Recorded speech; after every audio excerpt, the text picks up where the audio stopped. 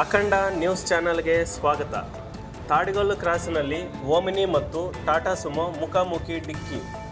ಚಿಂತಾಮಣಿಯಿಂದ Madanapalle highway ರಾಜ್ಯ ಹೆದ್ದಾರಿ 82ರಲ್ಲಿ ಸುಮಾರು ಬೆಳಗ್ಗೆ 8 ಗಂಟೆ ಸಮಯದಲ್ಲಿ ಓಮಿನಿ ವಾಹನವು ಶ್ರೀನಿವಾಸಪುರದಿಂದ ಗೌನಿಪಲ್ಲಿ ಕಡೆಗೆ ಬರುತ್ತಿದ್ದು, ಟಾಟಾ ಸುಮೋ ಚಿಂತಾಮಣಿಯಿಂದ ಮದನಪಲ್ಲಿ ಕಡೆಗೆ ಸಾಗುತ್ತಿದ್ದು, ತಾಡಿಗೊಲ್ಲು ಕ್ರಾಸ್ನಲ್ಲಿ ಎರಡೂ ವಾಹನಗಳು ಮುಖಾಮುಖಿ ಡಿಕ್ಕಿ ಹೊಡೆದು ಎರಡೂ ವಾಹನಗಳಲ್ಲಿನ ಜನರಿಗೆ ಗಂಭೀರ ಗಾಯಗಳಾಗಿದ್ದು, ಗಾಯಾಳುಗಳನ್ನು ಆಸ್ಪತ್ರೆಗೆ ದಾಖಲಿಸಲಾಗಿದೆ.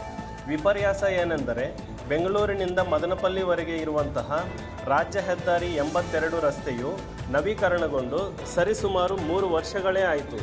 ಈ ರಸ್ತೆಯಲ್ಲಿ ಈಗಾಗಲೇ 5 ರಿಂದ 7 ಅಪಘಾತಗಳು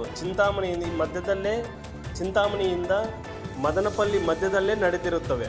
ಆದ ಕಾರಣ ಸಂಬಂಧಪಟ್ಟ ಅಧಿಕಾರಿಗಳು ಈ ರಸ್ತೆಯಲ್ಲಿನ ಅಪಘಾತಗಳ ಬಗ್ಗೆ ಸೂಕ್ಷ್ಮವಾಗಿ ಗಮನಿಸಿ ಸೂಚನಾ ಫಲಕಗಳನ್ನು ಅಳವಡಿಸಿ ಮತ್ತು ಮುಂಜಾಗ್ರತೆಗಳನ್ನು ವಹಿಸಬೇಕಾಗಿದೆ.